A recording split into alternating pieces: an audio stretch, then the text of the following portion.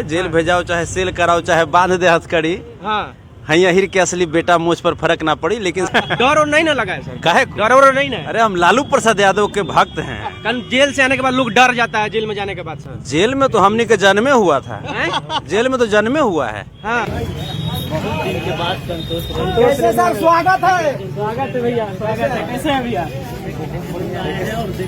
आइए भैया। आज जेल से वापस आ रहे हैं सर, क्या कहिएगा? मोबाइल पर आज बाद है भगवान लालू प्रसाद यादव जी, भीमराव अम्बेडकर जी संविधान की भैया धन्यवाद करते हैं नाले से जो मुझे जी सामाजिक सेवा करते हुए, समाज की लड़ाई लड़ते हुए जी जीत मिली है। जी। छापरा के लोगों को क्या कहिएगा सर? बहुत बहुत धन्यवाद, क्योंकि छपरा के लोग जी बहुत लड़ाई लड़े हैं। जी जी और जी जी जी जी छपरा के लोगों का बहुत बहुत धन्यवाद। एक ऊर्जावान धरती है जी जी और यहाँ से जी हमारे भगवान लालू प्रसाद यादव जी पहली बार जी चुनाव लड़ते हुए जी जी सदन तक गए थे, जी। तो बहुत ऊर्जावान धरती है। पहले जिस हिसाब से काम करते थे संतोष रेणु यादव, गरजते थे कहीं भी कोई मुद्दा होता था, क्या आप उस हिसाब से करेंगे कि नहीं, उसी ऊर्जा के अनुसार? 10 गुना ज्यादा ताकत बढ़ गया है। पहले जिस हिसाब से काम करते थे संतोष रेणु यादव, गरजते थे कहीं भी कोई मुद्दा होता था, क्या आप उस हिसाब से करेंगे कि नहीं, उसी ऊर्जा के अनुसार? 10 गुना ज्यादा ताकत बढ़ गया है। डर और नहीं ना लगा है सर? काहे डर और नहीं ना? अरे हम लालू प्रसाद यादव के भक्त हैं। कारण जेल से आने के बाद लोग डर जाता है, जेल में जाने के बाद सर। जेल में तो हमने के जन्मे हुआ था, जेल में तो जन्मे हुआ है। हाँ तब सर एक गाना था आपका बहुत पहले। कौन सा गाना? बहुत सारा गाना था। हाँ, कौन सा? जेल भेजाओ चाहे सेल कराओ। तो वही चीज है कि वो तो खैर इंटरटेनमेंट के लिए है। जेल भेजाओ चाहे सेल कराओ चाहे बांध दे हथकड़ी। हाँ हिर के असली बेटा मुझ पर फर्क ना पड़ी, लेकिन सभी समाज के लोगों का जो प्यार आशीर्वाद मिला है। हाँ हाँ क्योंकि हमारी जो लड़ाई है विचारधारा की लड़ाई है, किसी जाति या किसी धर्म के विरोध की लड़ाई नहीं है। जी हर जाति, हर धर्म, हर वर्ग के लोगों का हम सम्मान करते हैं जी। और सभी लोग भाई हैं। लेकिन है क्या कि कुछ जो गलत विचारधारा के जो लोग हैं, उन लोगों की विचारधारा सही हो। बाबा साहब भीमराव अम्बेडकर के लिखित संविधान में इस देश की जो खूबसूरती प्रदान की गई है, हम चाहते हैं कि वो खूबसूरती बनी रहे। हर वर्ग के लोग, हर धर्म के लोग एकता के सूत्र में, हमारे देश में विविधता में एकता, ये हमारे देश की पहचान है, विशेषता है, वो बनी रहे। तो बाकी जो लोग डाइवर्ट होते हैं और जो लोग खास करके जो क्या बोलते हैं, वो सेल्फ डिफेंस की बात करते हैं, तो सेल्फ डिफेंस न्यायालय ने हमें दिया है। और ये न्यायालय ने बतलाया है कि सेल्फ डिफेंस कैसे किया जाता है। सेल्फ डिफेंस के आड़ में गुंडागर्दी करना उचित नहीं है। और अगर आप सेल्फ डिफेंस के आड़ में गुंडागर्दी करेंगे, चूंकि गुंडागर्दी जब आप करते हैं ना, तो उसमें किसी पार्टिकुलर जाति या पार्टिकुलर धर्म के लोग नहीं मरते।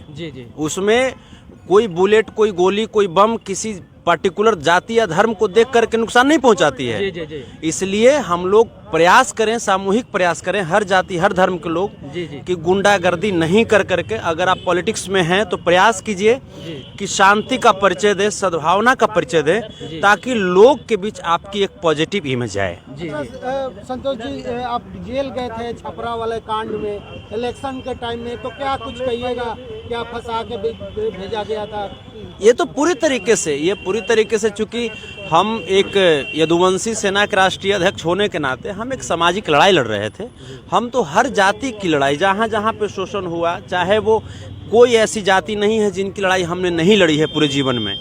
तो लेकिन ये पूरी तरीके से ये भाजपा की ये साजिश थी कि किस प्रकार से एक गरीब के बेटा को, एक पिछड़े दलित, एक अल्पसंख्यक के बेटा को एक समाजवादी विचारधारा रखने वाले व्यक्ति को प्रताड़ित किया जाए। ये भाजपा ने प्रताड़ित किया मुझे।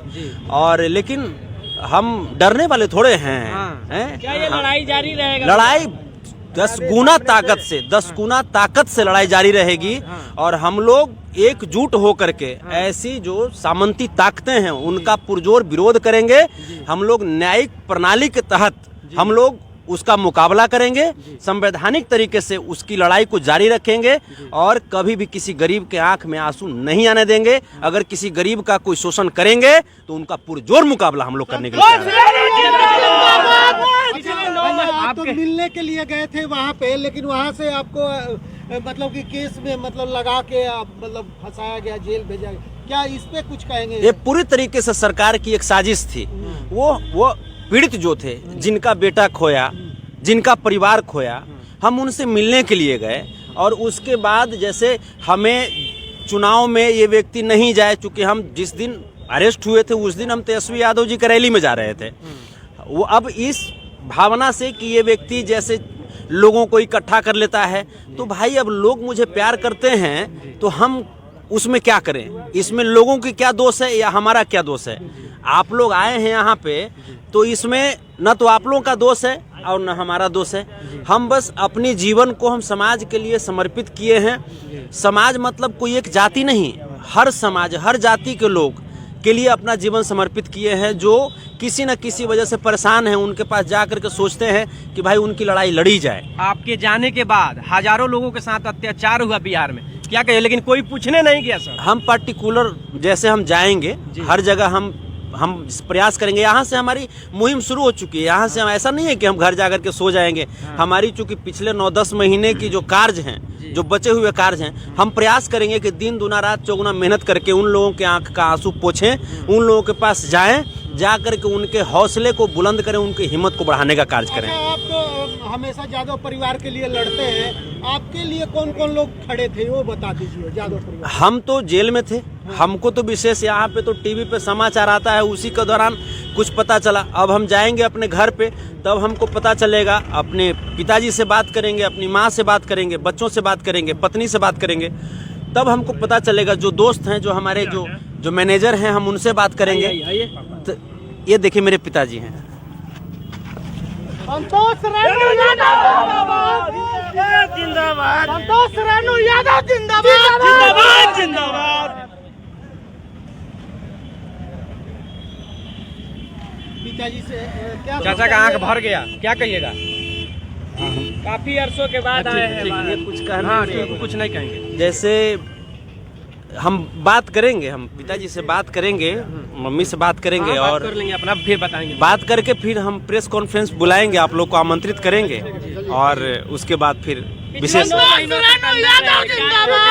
गरीबों को सताया जा रहा था, तंग किया जा रहा था, क्या अंदर भी ऐसा कुछ है? नहीं, अब अंदर तो जो भी चीजें हैं, जैसे कानून के अंतर्गत है, जो सुप्रिंटेंडेंट साहब हैं, जो जेलर साहब हैं, वो भी उनका भी जैसे प्रोटोकॉल है, तो उससे अलग तो हमको नहीं रख सकते। जो एक आम बंदी जैसे रह रहे थे वैसे हमको भी रखा जा रहा था। लेकिन बात है ये सिस्टम, जो ऊपरी जो सरकार है, हमारी लड़ाई सरकार से है और जब आप सत्ता में है तो आपसे ही हम लड़ेंगे ना। आरजेडी परिवार के लिए हमेशा लड़ते हैं भैया। आरजेडी के परिवार का आपसे हाल चाल जाना कोई? अभी तो जैसे यहाँ लोग आए थे, इस प्रकार स्वागत किया जा रहा है। बहुत सारे लोग आए थे, बहुत सारे लोग आए थे। क्या बात है, बहुत सारे लोग आए थे। लेकिन यही है कि जैसे यहाँ पे है क्या कि आप सप्ताह में एक दिन मिल सकते हैं, तो ये सब जैसे ध्यान रखना पड़ता है। तो इसके बाद देखिए, जैसे हम जाते हैं परिवार से नाता, ये तो अलग है। हमारा नाता एक भगवान और भक्त रूप में प्रसाद यादव जी से है। क्या जेल से बाहर निकले तो लालू प्रसाद यादव और तेजस्वी यादव से मिलने वाले हैं आप? बिल्कुल, लालू प्रसाद यादव जी हमारे भगवान है, तो एक भक्त कहाँ जाएगा? भगवान के पास नहीं जाएगा तो कहाँ जाएगा? बाबा साहब भीमराव अम्बेडकर हमारे भगवान हैं, डॉक्टर APJ अब्दुल कलाम हमारे भगवान हैं, तो हम तो जाएंगे ही ना। हम कहाँ जाएंगे? अच्छा, वो लोग मिलने के लिए आए, हाल चाल जाने आपसे?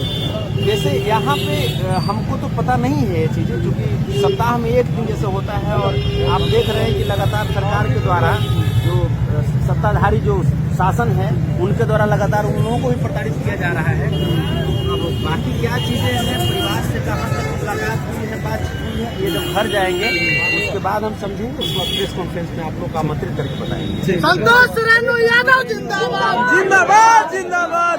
चलिए, तो संतोष रेणु यादव जी हैं और वीडियो के बारे में एक कमेंट जो